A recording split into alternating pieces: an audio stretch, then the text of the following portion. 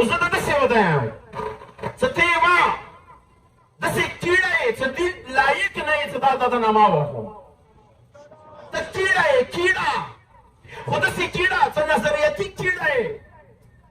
و دویمه خبره دا درته کوم چې تا یې حماس اسماعیل حنیه باندې کومه خبره کړې دی لږ ځان سره ګریوانه کې فکر وکړه دې مطلب خو دا دی چې ته نظریاتي د یهود بچا یې که نه تا به نن څنګه دا خبره کوله اسماعیل حنیه په باره کې هغه د بل جواب کې یو بل خبیث هغه سعودي عرب کې ناست دی هغه رهبر معظم ته ګوته سیخوي ته چې د یهود بچا یې نه یې تا به نن ورځې څنګه دا خبره کوله خو ته یې یهود بچا یې دوستانو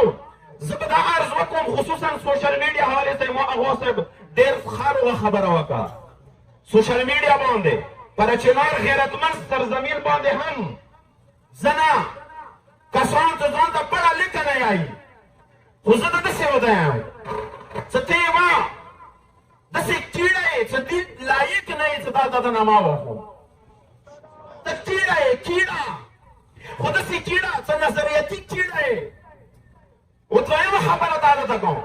چې تا یې حماس اسماعیل حنیه باندې کومه خبره کړې دی لږ ځان سره ګریوانه کې فکر وکړه دې مطلب خو دا دی چې ته نظریاتي د یهود بچا یې که نه تا به نن څنګه دا خبره کوله اسماعیل حنیه په باره کې هغه د بل جواب کې یو بل خبیث هغه سعودي عرب کې ناست دی هغه رهبر معظم ته ګوته سیخوي ته چې د یهود بچا یې نه یې تا به نن ورځې څنګه دا خبره کوله خو ته یې یهود بچا یې ته ساره شیعه یې نه ته خپل ځان ته ګریوانه کې فکر وکړه ته یې داسې کیړه و یاد ولره که د مسل کولې ضرورت ته وي والله که څوک داخل نه ټیله وکړي ته دومره شیعه نه یې که اوسه پورې تا ته چا چاپېړه نه دي در کړي چاپېړه داسې اسان نه دی چې یو خاص وړوکی بچی ته ته راوځي داسې چاپېړه در کړي د خوان در کړي دوستانو دغه کیړې دي د موږ په چنار سرزمین باندې د سوشل میډیا باندې بېهوده خبرې کوي نن ورځ دغه دی چې لکه څنګه دا غیرتمند راوتي دي فلسطین عوام حمایت کې ته نن فلسطین عوام حمایت کې نه یې راوتی ته د قرآن حمایت کې راوتی ته رسول الله حمایت کې راوتی ته د الله رب العزت اواز باندې راوتی چې هغه مسلمانانو یهود او عیسایي همیشه یې تا دښمن دی